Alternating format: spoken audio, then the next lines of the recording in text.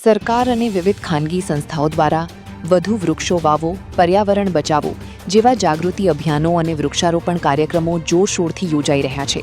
પરંતુ બીજી તરફ વડોદરા જિલ્લાના સાવલી પંથકમાં આ તમામ સૂત્રો માત્ર પોકળ સાબિત થઈ રહ્યા હોય તેવું ચિત્ર સામે આવ્યું છે.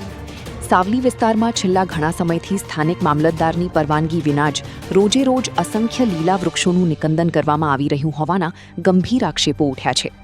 કાપવામાં આવેલા લાકડાનું પરિવહન સાવલીના મુખ્ય માર્ગ પરથી ટ્રેક્ટરો મારફતે ખુલ્લે આમ નજીકના આણંદ અને નડિયાદ તરફ કરવામાં આવી રહ્યું છે, છતાં જવાબદાર તંત્રની કોઈ અસરકારક કાર્યવાહી જોવા મળતી નથી. ચોંકાવનારી બાબત એ છે કે સાવલી મામલતદારે જણાવ્યું છે કે છેલ્લા 2 મહિનામાં લીલા વૃક્ષો કાપવા માટે એક પણ અરજી આવી નથી અને કોઈને પરવાનગી પણ આપવામાં આવી નથી. વૃક્ષો કાપવા માટેની અરજીઓ છેલ્લા 2 મહિનામાં કોઈ આવેલી નથી અને એમાં પરમિશન કોઈ આપવામાં આવેલી નથી.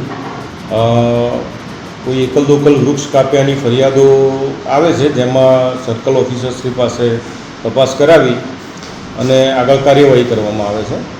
અન્યથા કોઈને વૃક્ષ કાપવા માટેની પરવાનગી અત્રેથી આપવામાં આવેલ નથી. સાવલી નગરમાંથી પસાર થતા અત્રેના ધ્યાન પર એવું કોઈ આવેલું નથી હાલમાં.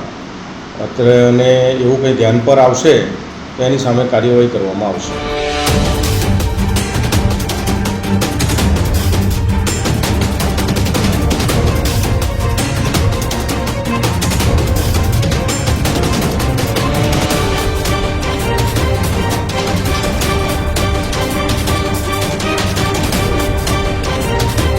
ત્યારે પ્રશ્ન એ ઊભો થાય છે કે જો પરવાનગી આપવામાં આવી નથી તો પછી આટલા મોટા પાયે વૃક્ષોનું કાપકામ અને પરિવહન કોના આશીર્વાદથી થઈ રહ્યું છે? સ્થાનિક લોકોના જણાવ્યા અનુસાર રોજ અસંખ્ય ટ્રેક્ટરો વાહતુક પાસ વિના લાકડાનું પરિવહન કરી રહ્યા છે. એટલું જ નહીં, મોટાભાગના ટ્રેક્ટર ટ્રોલીઓ પર નિયમ મુજબ number plate, reflector, radium sticker અને જરૂરી લાઇટોની પણ અછત જોવા મળે છે, જેના કારણે ખાસ કરીને રાત્રિના સમયે આવા વાહનો ગંભીર માર્ગ અકસ્માતનું કારણ બની શકે છે. આ સમગ્ર મામલે વહીવટી તંત્ર અને ફોરેસ્ટ વિભાગની નિષ્ક્રિયતા અનેક સવાલો ઊભા કરી રહ્યા છે. પર્યાવરણ બચાવવાના દાવાઓ વચ્ચે ખુલ્લે આમ ચાલી રહેલા વૃક્ષોના કતલેઆમ સામે જવાબદાર વિભાગો મૌન કેમ છે તેવો સવાલ સ્થાનિકોમાં ચર્ચાનો વિષય બન્યો છે. એક તરફ ગ્લોબલ વોર્મિંગ, અસહ્ય ગરમી, અનિયમિત વરસાદ અને બદલાતું હવામાન સમગ્ર વિશ્વ માટે ચિંતાનો વિષય બન્યા છે, ત્યારે બીજી તરફ સાવલી પંથકમાં લીલા વૃક્ષોનું બેફામ નિકંદન પર્યાવરણના અસંતુલનને વધુ ગંભીર બનાવી શકે છે.